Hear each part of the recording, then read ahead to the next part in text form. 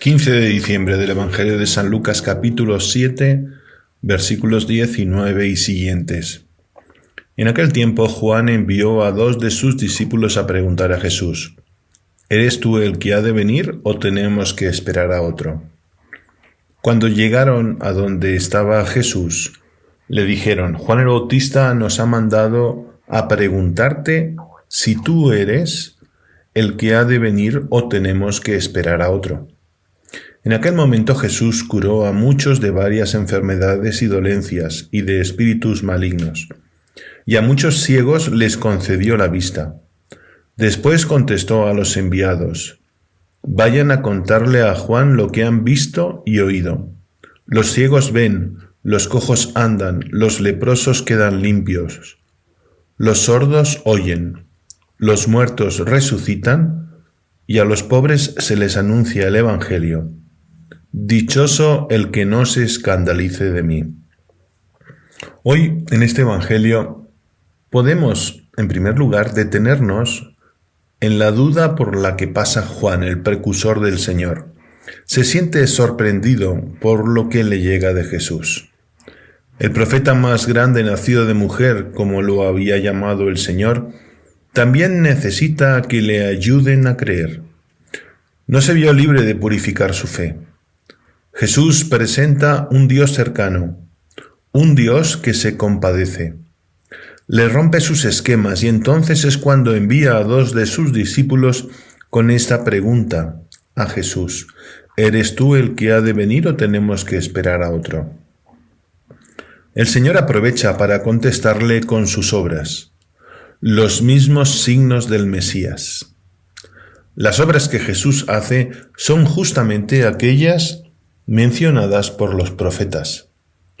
Un mensaje inequívoco para un hombre como Juan, sobre todo quien la palabra de Dios había venido a él. Y al final, el anuncio de una bienaventuranza que puede sonar extraña, porque aparece en forma negativa. Bienaventurado el que no encuentra en Jesús ocasión de tropiezo, de obstáculo, en el camino de la fe. ¿Cómo comprender esto? De hecho, es una bienaventuranza que va más allá del mensaje para el bautista y que se dirige al que escucha la palabra. Para los cristianos de hoy, siempre tan cuestionados en el ambiente cultural, nos debe ayudar esta bienaventuranza a ser fieles, a perseverar, a saber vivir contracorriente. No está de moda ser cristiano, ser seguidor del Señor. Importarnos siempre más agradar a Dios, aunque a veces nos pueda llevar a no agradar a nuestros contemporáneos, ni decir lo que ellos quieran oír. Dichoso el que no se escandalice de mí, feliz el que no se avergüence de ser de su grupo, de pertenecer a él, de ser suyo, de ser cristiano, de manifestar su fe. En estas semanas en las que nos estamos acercando a la Navidad, hemos de prepararnos para reconocer a Jesús como nuestro Dios, a reconocer en Jesús a Dios, a reconocer en el rostro de Jesús el corazón del Dios que seguimos, a dejarnos purificar por el Señor y ver sus obras. El Papa Benedicto XVI decía en uno de sus discursos: les invito a tomar conciencia de esta sana y positiva inquietud, a no tener miedo de plantearse las preguntas fundamentales sobre el sentido y sobre el valor de la vida. No se queden en las respuestas parciales, inmediatas, ciertamente más fáciles que en un primer momento y más cómodas, que pueden dar algunos ratos de felicidad, de exaltación, de embriaguez, pero que no les llevan a la verdadera alegría de vivir, la que nace de quien construye, como dice Jesús, no sobre arena, sino sobre sólida roca. Así pues, aprendan a reflexionar, a leer de modo no superficial, sino en profundidad, la experiencia humana.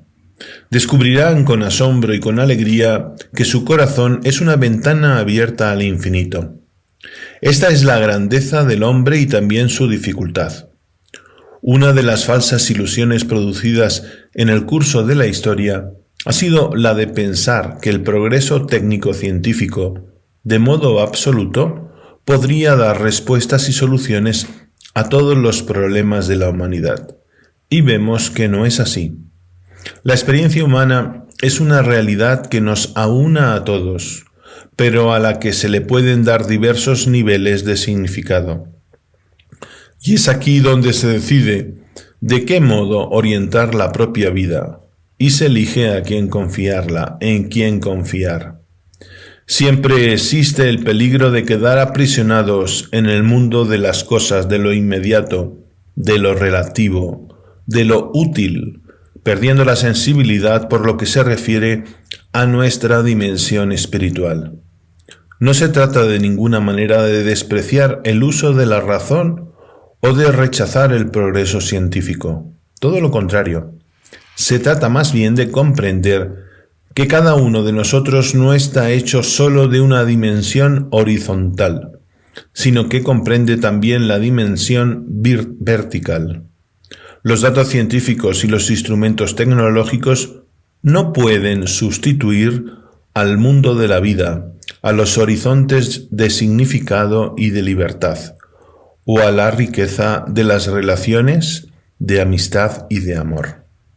Y que la bendición de Dios Todopoderoso, Padre, Hijo y Espíritu Santo, descienda sobre ti y permanezca para siempre.